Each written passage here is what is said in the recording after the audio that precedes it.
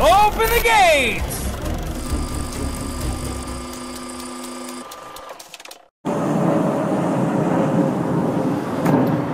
Alright, here we are at, again, Weird Spokane. But this is, let me fight through the brush a little bit so it's visible, kind of, sort of. Okay. This is Greenwood Memorial Terrace. I don't call it a cemetery because I guess it's too, doesn't sound fancy enough, but this is Greenwood Memorial Terrace, again, Spokane, Washington. I will say, you know, number one, it's, I mean, I love this city. I love the city because there's just weirdness here. And this is kind of one of the weirdness things. So, again, Greenwood Memorial Terrace, one of the oldest cemeteries in Spokane. This goes up to a mausoleum. Rumor and gossip has it that this is, they call this the 99 Steps of Hell. And I counted them, which I'm probably not going to do now, but I have counted them. And there really are 99 steps. Give or take, depending on what your, you know, what your mood is. Obviously, because of urban legend and rumors and everything else, they kind of blocked it out. Back in its day, this had its own, kind of its own pathway that I think came from this direction, from the cemetery over, because we're kind of on the back side of it currently. But anyway, I'm going to, excuse the camera, jittery jaggery, but let's go ahead and try to make some effort here. And again, this is not the safest thing in the world, so I'm going to watch my step. But yeah, you know, other than the road, of course, at night when there's not a lot of cars, probably would be kind of a better scenario. But again, not the end of the world necessarily. Okay. So this went up to, and as far as I know, the mausoleum is still active, although as you can see as we get closer up, there's vandals. They like the vandalizing, which is bullshit. Mike Purdue and I talked a little bit about that, and Jen Purdue when we went to Salt Lake City Cemetery.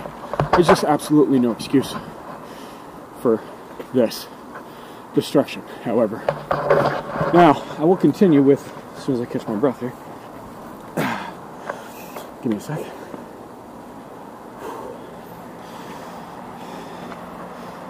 There's the steps. Okay, so first myth that goes along with the 99 Steps of Hell from Spokane is this. This is a Masonic mausoleum that basically throughout history, it was weird how it got, I guess, flipped around, because it did, about who owned it, who took care of it. There was a time when the Masonic Lodge here really, really dropped off, and they just didn't have any support. They didn't have any support or anything. Running out of funds. They owed on their building here. They went through a really, really bad rough patch. But if you can see up top, that's where, well, there was a clock, but it was a Masonic, the traditional symbol. And again, just kind of a creep factor, being that it's uphill. Now, I'm going to, this is kosher.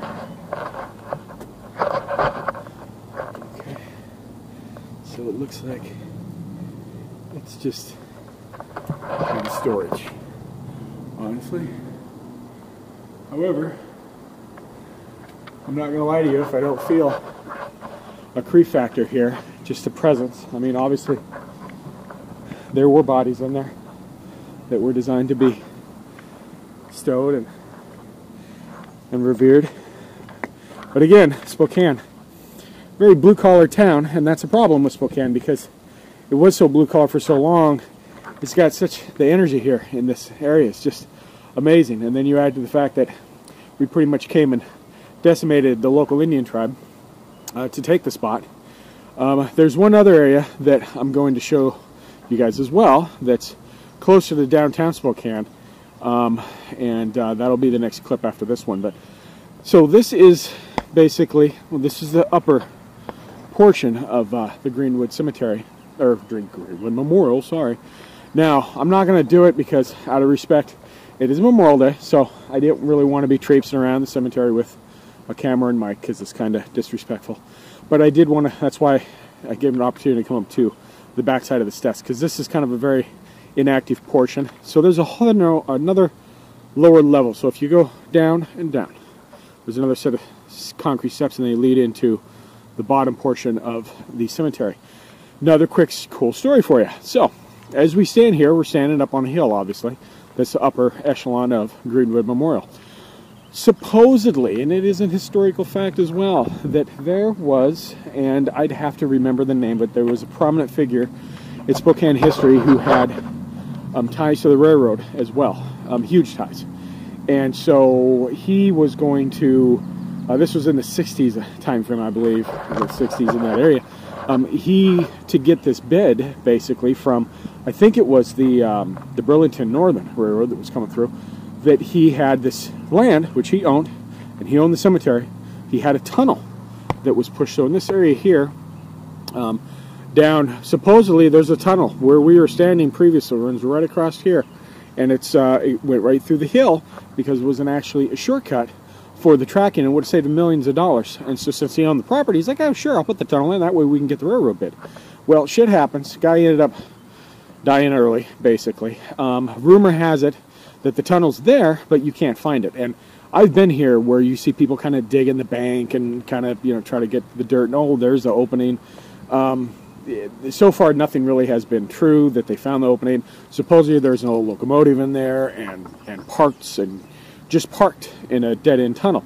The reason the tunnel was imploded was because 1974, as we all know, or maybe you guys don't, Spokane had its own World Fair in 1974, and so the city was renovated completely. Millions of dollars was poured into the infrastructure of the city, and part of that was the railroad tracks were completely rerouted to kind of avoid the city center where they're going to have the Spokane World's Fair. So there was no need for this tunnel that's shooting through here to begin work, and so they basically demolished it. They blew up rocks, closed the gate, left it alone. There it is. That's the story. I don't know how true it is, but kind of neat. So anywho, there's one more adventure that I'll have on you guys for Spokane, and then as I head more towards Montana, there's a couple places that I want to do anyway. And again, I just figured this is neat because, you can get the video and get the audio and put it together, and hopefully we'll go from there. So, momentarily, close the gates.